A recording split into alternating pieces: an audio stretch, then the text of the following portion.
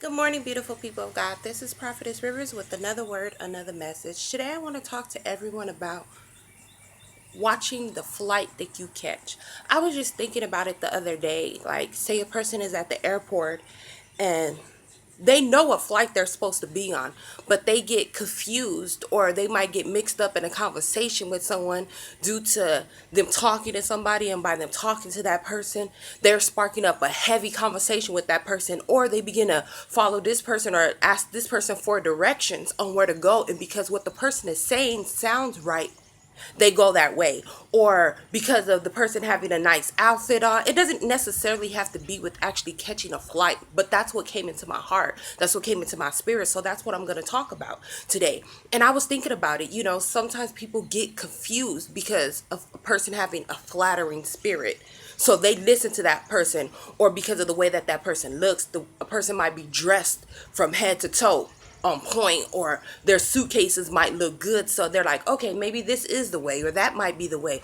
But what God had showed me was, even though those people are catching those flights, if you catch the wrong flight, it could harm you. Going after somebody else's dreams, or doing what it is that somebody else is telling you to do, when that's not what God has for you. What I mean by catching a flight is, make sure that it's your flight. Make sure that it's your destination, because at the end of the day, the person that told you to get on that flight with them, whether it's in a car or walking with them or hanging with them or even in an airplane with them, whatever destination or direction that that person is going to, that person knows exactly where they're going, because they're the one catching that flight. But for you, on the other hand, it could be the difference between life and death. It could be dangerous for you to catch a flight that somebody else is taking just because of what they're saying sounds good. Beware of flattering spirits. You don't have to ride with everybody. When I mean by riding with everybody, I'm talking in two different ways. I'm talking a figure of speech, and I'm also talking about you actually getting in the car with them and you riding with them. Just because a person says something and it sound good don't mean that it's good.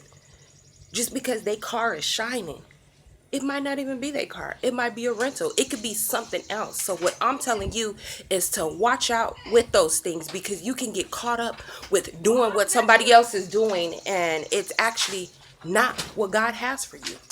Now, the question of the week is, how do you go about, someone asked if somebody is coming to your house company wise, and you have on certain clothing, I guess your night's outfit or whatever it might be, and your husband has his on as well. Do you go and you change because somebody's coming over to your house, or do you keep on what you have on? Well, my thing to that is, if it's regular PJs, then as long as I got a bra on, I'm not changing. But if it's them little shorts that I be wearing around my house for my husband, then I'm either, if I don't want to change, I'm either just going to go in the room and stay in my room and don't come out until my husband's company is gone, or just don't come over. Or my husband will be like, hey, such and such is here. And I'll be like, okay, my husband knows if I don't come out the room, then I'm not going to change. Or my husband might come in the room and be like, hey, such and such wants to talk to you real quick. Then I'll go in there and I'll put on the proper sleepwear or the proper clothes to entertain whoever that is. With my husband, he goes to sleep a lot with basketball shorts on and a muscle shirt. So I really don't see there being a problem with anybody that comes over to our house, and my husband is like that. Now, what I will say is, there's never been a time where my husband will walk in the living room and I'm entertaining company and he has his shirt off.